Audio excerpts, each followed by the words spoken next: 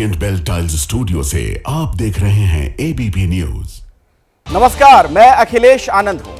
तो होली तो बीत गई है, न सिर्फ भारत में बल्कि दुनिया भर में रंगोत्सव धूमधाम से मनाई गई। हर शहर कस्बे से होली खेलने की तस्वीरें सामने आई। लेकिन इस बीच कुछ खबरों ने खुशी के माहौल को मातम और तनाव में बदल दिया। आज हम उन्हीं खबरों को दिखाने जा रहे हैं जिसमें होली के पर्व को दागदार बनाने की कोशिश की गई। पहली और सबसे बड़ी खबर बिहार से आई। ये देखिए, मुंगेर में एएसआई की हत्या कर दी गई। उसके बाद आप देखिए बुल्ढाना में क्या हुआ। डीजे को लेकर बवाल हो गया। बीरभूम की बात की जाए, यहां पर बवाल क्यों, सवाल यह भी है। गिरिडीह में आगजनी की घटना सामने आई, लुधियाना में पत्थरबाजी हुई और मथुरा में नफरती कौन है, सवाल ये जो तमाम खबरें सामने आई, इसने कई बड़े सवाल भी खड़े किए। इन 6 खबरों को हम विस्तार से आपको दिखाने वाले हैं। लेकिन सबसे पहले बात बिहार के मुंगेर में हुई एएसआई की हत्याकांड की पूरी कहानी और उस पर हो रही राजनीति को देखते हैं। सवाल है, क्या नीतीश सरकार में जंगल राज है?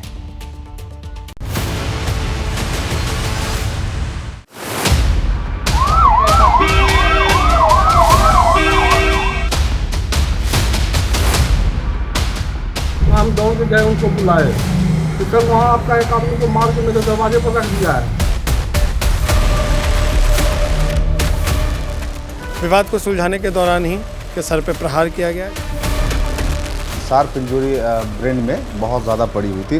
7-8 स्पेस जगह पर शार्प इंजरी थी। क्या बिहार में पुलिस भी सुरक्षित नहीं है? क्या अपराधियों में कानून का कोई डर नहीं है? एएसआई संतोष की हत्या के बाद एनकाउंटर में आरोपियों को पकड़ लिया गया। लेकिन सवाल है, जिन पुलिसकर्मियों से लोग सुरक्षा की उम्मीद लगाए रहते हैं, वही पुलिसकर्मी अब खतरे में क्यों हैं? ये सवाल इसलिए क्योंकि आए दिन बिहार में अपराधी पुलिस वालों को निशाना बना रहे हैं। इस बार अपराधियों ने मुंगेर में एएसआई संतोष की जान ले ली। होली के दिन एएसआई संतोष को क्यों मारा, उस कहानी को जानने से पहले डॉक्टर से सुनिए कि अपराधियों ने झगड़ा छुड़ाने गए एएसआई संतोष को कितनी बेरहमी से मारा। जब वो यहाँ हमारे अस्पताल के अंदर आए तो वेरी सिक कंडीशन में, बहुत ही सीरियस कंडीशन में यहाँ पे पहुँचे। तो हम लोगों ने देखा तो हमें लगा कि चॉप इंजरी है, लेकिन शार्प इंजरी ब्रेन में बहुत ज़्यादा पड़ी हुई थी। हमलावरों ने सिर में धारदार हथियार से इतनी बार वार किया था कि खोपड़ी फट गई। डॉक्टर भी सिर के हालात देखकर हैरान था। हमको लगता है 7-8 स्पेस जगह पर शार्प इंजरी थी। हमें लग रहा था कि शायद किसी धारदार हथियार से मारा गया है, जिससे इनका जो सल्की गायरी ब्रेन का होता है वो स्कल्प को तोड़ते हुए बाहर आया था और एक्सेसिव ब्लीडिंग हो रही थी, जिसके कारण मरीज की स्थिति बहुत ही सीरियस थी। हालत इतनी खराब थी कि मुंगेर नेशनल हॉस्पिटल के डॉक्टरों ने एएसआई संतोष को वहां से रेफर कर दिया, लेकिन वो बच नहीं पाए। हायर सेंटर के डॉक्टरों ने मृत घोषित कर दिया। एक एएसआई की मौत के बाद पुलिस एक्शन में आई और एक एक कर कई आरोपियों को गिरफ्तार कर लिया। लेकिन पुलिस की तैयारी देखिए। आरोपी गुड्डू यादव पुलिस की गिरफ्त में था। उसकी निशानदेही पर पुलिस मुख्य आरोपी को पकड़ने जा ही रही थी, लेकिन उस दौरान गाड़ी पेड़ से टकरा गई। हमारा ड्राइवर जो था थोड़ा जल्दी पकड़ने के मूड में हम लोग थे, जल्दी पकड़ा जाए। ब्रेक लिया, लेकिन गाड़ी अनियंत्रित होकर बाएं साइड में आम का पेड़ में लग गया। मौके का फायदा उठाकर आरोपी गुड्डू यादव ने एक सिपाही के हाथ से हथियार छीन लिया और भागने लगा और पुलिस को निशाना बनाने की कोशिश की। लेकिन मुठभेड़ के दौरान पैर में गोली लगी और आरोपी गुड्डू यादव फिर पकड़ लिया गया। एसएचओ के द्वारा उसको वार्निंग दिया गया। वार्निंग के बाद जो है, अगर वो नहीं माना जब, तो नियंत्रित फायरिंग किया गया आत्मरक्षार्थ, और जिससे गुड्डू यादव के पैर में गोली लगी है। और अभी सदर अस्पताल में जो अभियुक्त है गुड्डू यादव, उसका इलाज चल रहा है, और जो पुलिसकर्मी एक्सीडेंट में घायल हुए हैं उनका भी इलाज सदर अस्पताल में चल रहा है। पुलिस ने कई आरोपियों को गिरफ्तार कर लिया है, लेकिन सवाल है कि झगड़ा सुलझाने गए एएसआई संतोष को अपराधियों ने क्यों मारा। इस सवाल का जवाब पुलिस तलाश रही है, लेकिन वहां मौजूद प्रत्यक्षदर्शी और पुलिस को बुलाने वाले व्यक्ति ने एबीपी न्यूज से पूरी कहानी बताई। जब प्रशासन बोले कि आप लोग उधर रहिए, हम जाते हैं उसको समझा देते हैं, वो गए। उसके बाद हमको सोपड़ी बड़ा है कि चलो हटो मामला यहाँ, अब प्रशासन आ गया तो प्रशासन साम लेगा। तो उधर से देखे कि एकदम हम उस टाइम यहाँ पर हम पीछे चल गए थे। उस टाइम औसे आ करके वो सब यहाँ पर बच्चा बोले, मेरी मैडम बोली कि यहाँ पर लाश पर धर दिया है, अब देखिए यहाँ पर तो प्रशासन गाड़ी जो थी 112 आगे लगी हुई थी, तो हम दौड़ के गए, उनको बुलाए कि सर वहाँ आपका एक आदमी को मार के मेरे दरवाजे पर रख दिया है। तो फिर वो बोले कि ठीक है प्रशासन गाड़ी आ रही है, तब जाएंगे, अकेला हम कुछ नहीं कर पाएंगे। इसी व्यक्ति के परिवार से आरोपियों ने झगड़ा किया था, इसके बेटे के साथ मारपीट की थी, जिसके बाद ये थाने पहुंचा और पुलिस से मदद मांगी। उसके बाद ही एएसआई संतोष मौके पर पहुंचे, लेकिन होली के दिन ही आरोपियों ने उनकी हत्या कर दी। वो अपना पटना में घर बनाए हुए हैं, उनको एक लड़का है, उनका परिवार है।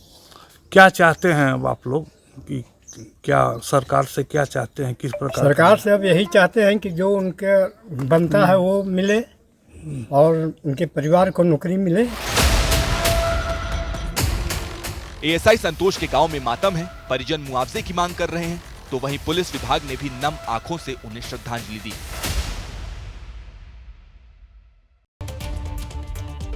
एएसआई संतोष की हत्या पर बिहार में राजनीति शुरू हो गई है। कांग्रेस ने इसे जंगल राज बताया है और सवाल पूछा है कि जिस राज्य में पुलिस ही अपराधियों से सुरक्षित ना हो, वहां आम जनता भला कैसे सुरक्षित रहेगी। बीजेपी का कहना है कि यह किसी सोची समझी साजिश का हिस्सा हो सकता है। वहीं जेडीयू जांच कर एक्शन लेने की बात कह रही है।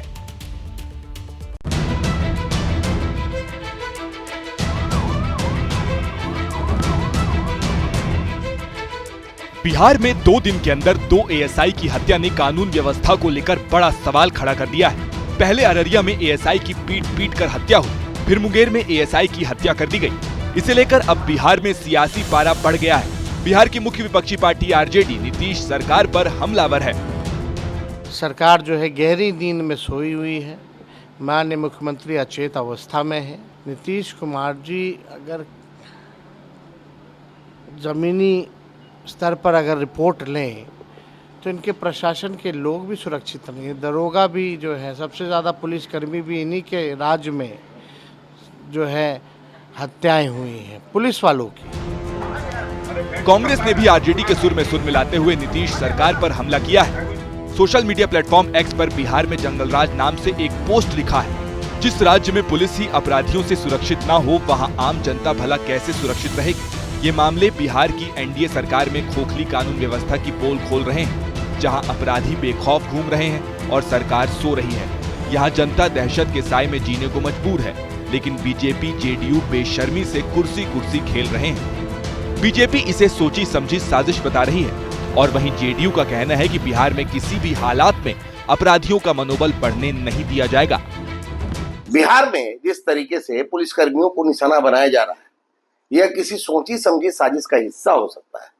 सरकार को कैसे बदनाम किया जाए, इसका यह विपक्ष का तरीका भी संभव है। इस घटना में रणवीर यादव, गुड्डू यादव सहित कई लोगों की गिरफ्तारी हो चुकी है। प्रशासन द्वारा त्वरित कार्रवाई की जा रही है। एक एक व्यक्ति की जगह सलाखों के पीछे होगी। ऐसी घटनाओं को हम किसी भी कीमत पर बर्दाश्त नहीं कर सकते हैं। अपराधियों के मनोबल को बढ़ने नहीं दिया जा सकता। सरकार की तरह अब पुलिस भी दावा कर रही है कि ऐसी कठोर कार्रवाई की जाएगी कि कोई भी अपराधी पुलिस पर हमला करने से पहले 100 बार सोचेगा। इसमें जो कार्रवाई होगी वो ऐसी कार्रवाई होगी कि आगे पुलिस पे इस प्रकार के हमले के मामले प्रकाश में नहीं आएंगे। फिलहाल पुलिस कई आरोपियों को गिरफ्तार कर जेल भेज चुकी है, मामले की जांच कर रही है, लेकिन सवाल है कि पुलिस वालों पर ऐसे हमले कब तक होते रहेंगे। और होली पर झारखंड का गिरिडीह हिंसा की आग में जल उठा। यह विवाद एक जुलूस निकालने से शुरू हुआ, जिसे लेकर 2 पक्ष आपस में भिड़ गए। इस हिंसा में कई दुकान और वाहन भी जल गए और अब इस हिंसा को लेकर राजनीति गर्म है।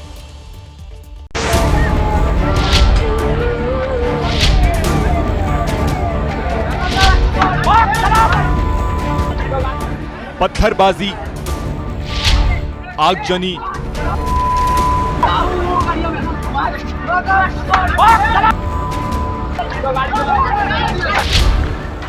हिंसा,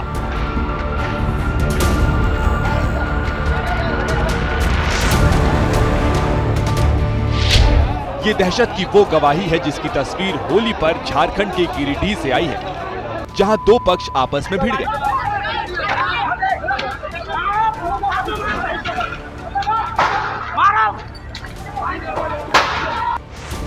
दोनों पक्षों में पहले पथराव हुआ और फिर बात आगजनी पर पहुंच गई। तस्वीरों में देख सकते हैं कि आग की ऊंची ऊंची लपटें हैं, आसमान में धुएं का गुबार है और दहशत का माहौल है।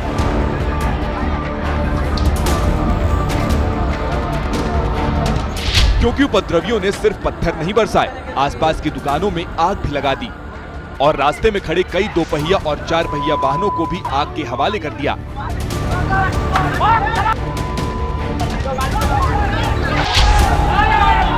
जानकारी के मुताबिक गिरिडीह के गोड़ थंबा में होली के मौके पर एक जुलूस निकाला गया था।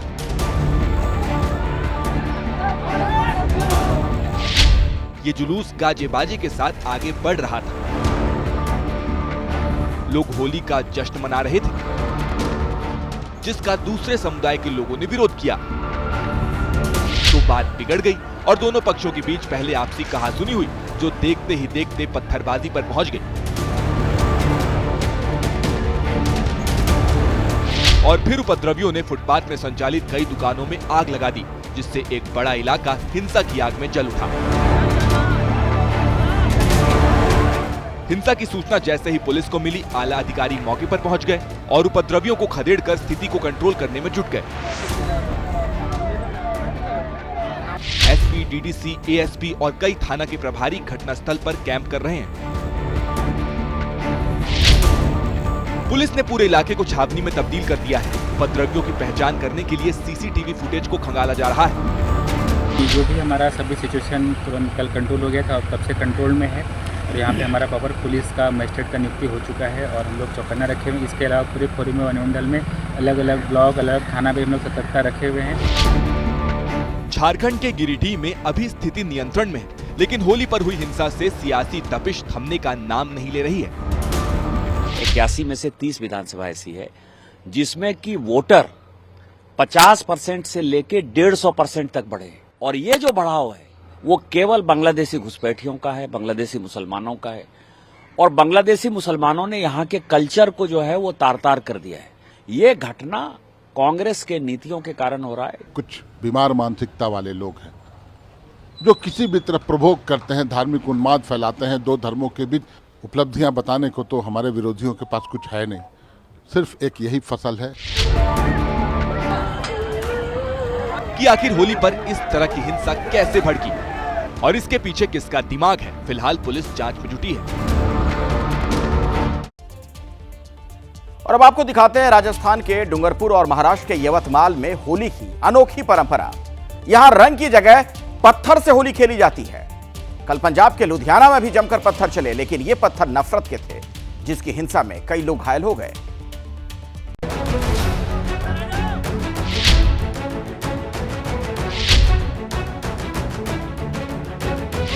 पहली तस्वीर, दूसरी तस्वीर, तीसरी तस्वीर, चौथी तस्वीर।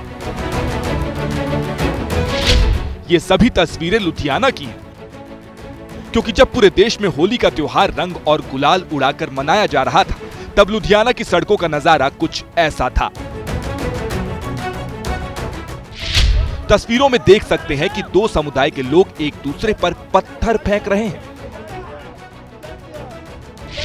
लुधियाना में पत्थरबाजी के और भी वीडियो आए हैं, जिसमें न सिर्फ सड़कों पर बल्कि छतों पर से भी लोग पत्थर फेंकते हुए दिखाई दे रहे हैं। इस हिंसा में कई लोग घायल हो गए, कई को गंभीर चोटें आई हैं।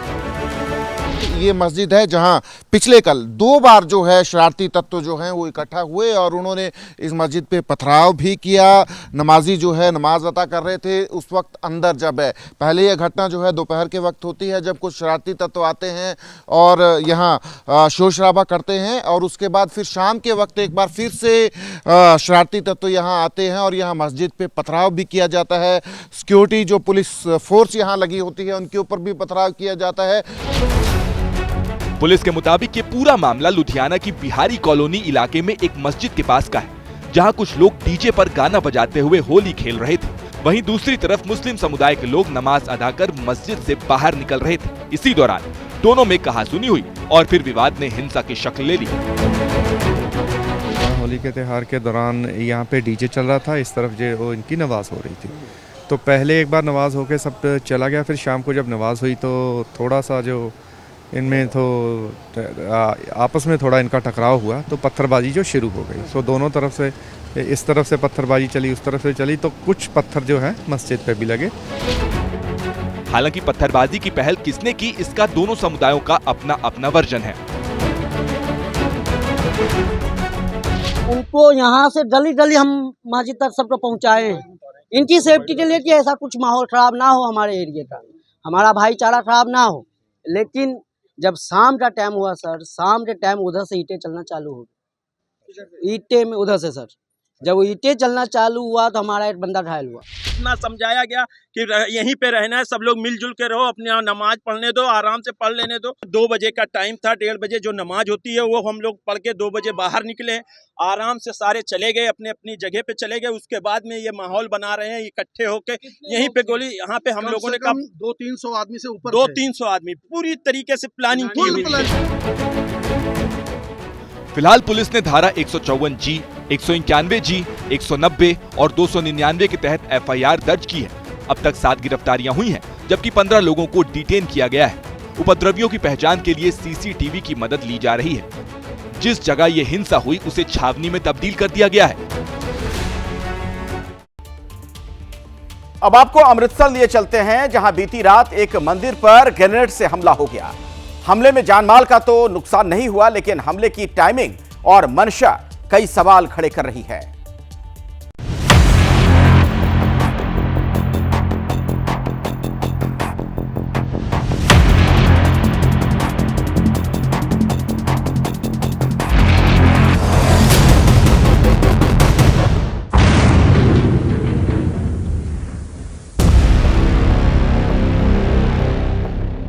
होली के त्योहार पर दहशत का ये धमाका अमृतसर में बीती रात करीब 12:40 पर हुआ।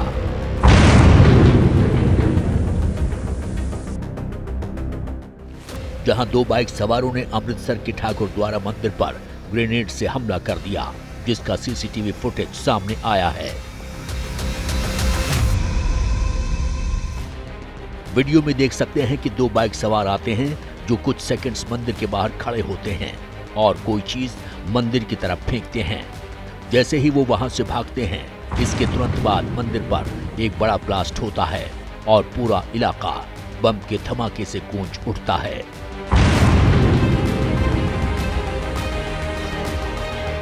जिस मंदिर पर यह हमला हुआ है वो अमृतसर के खंडवाला इलाके में है। इस बम धमाके से पूरे इलाके में दहशत का माहौल है। जब यह हमला हुआ तब मंदिर के पंडित भी अंदर सोए हुए थे, जो बाल बाल बच गए। धमाका कितना बड़ा था इसका अंदाजा इस बात से लगा सकते हैं कि मंदिर की एक दीवार टूट गई, खिड़की पर लगा कांच भी चकनाचूर हो गया। मोटरसाइकिल तो उतर के एक जना पिछे वाला उतर के 2 मिनट उन्हें रेकी की, मौके के हालात उन्हें देख के उस तो बाद जिहड़ा ग्रेनेड है वो कढ के इस मंदिर ते धार्मिक मंदिर के उपर बंब का ग्रेनेड है वो सुटिया गया। पुलिस सीसीटीवी के आधार पर मामले की जांच में जुटी है। वहीं हमले का पाकिस्तानी कनेक्शन के बारे में भी बात कही जा रही है। सीसीटीवी जो ਅਸੀਂ ਦੇਖਿਆ ਤਾਂ ਜੋ ਬੰਦੇ ਸਾਨੂੰ ਫਿਕਰ ਹੋਏ ਆ ਉਹਨਾਂ ਨੂੰ ਸਾਡੀਆਂ ਟੀਮਾਂ ਫੋਲੋ ਕਰ ਰਹੀਆਂ। ਪਾਕਿਸਤਾਨ ਦੀ ਜਿਹੜੀ ਇਹ ਸਾਜ਼ਿਸ਼ ਹੈ ਟਾਈਮ ਟੂ ਟਾਈਮ ਸ਼ਰਾਰਤ ਕਰਦੇ ਰਹਿੰਦੇ ਆ। ਤੁਹਾਨੂੰ ਮੈਂ ਪਹਿਲਾਂ ਦੱਸਿਆ ਕਿ ਪਾਕਿਸਤਾਨ ਜਿਹੜੀ ਆਈਐਸਆਈ ਹੈ ਜਾਂ ਹੋਰ ਹੈ ਉਹ ਇਸ ਤਰ੍ਹਾਂ ਦੇ ਸਾਡੇ ਜਿਹੜੇ ਯੂਥ ਨੇ ਉਹਨੂੰ ਲਾਲਚ ਤੇ ਭੜਕਾ ਕੇ ਇਹੋ ਜਿਹੇ ਕੰਮ ਕਰਾਉਂਦੇ। अमृतसर में ये बम धमाका होली की रात हुआ है। सवाल लोगों की आस्था का भी है। पुलिस हर एंगल पर जांच कर रही है। शनिवार को फोरेंसिक टीम घटनास्थल पर जांच के लिए पहुंची थी, उसके साथ पुलिसकर्मी भी मौजूद थे। लेकिन सवाल इस बात का है कि क्या पुलिस प्रशासन का खौफ अपराधियों के दिल में नहीं है? अगर है तो दिखता क्यों नहीं है? क्योंकि अमृतसर में अपराधियों के हौसले दिन ब दिन बढ़ते जा रहे हैं।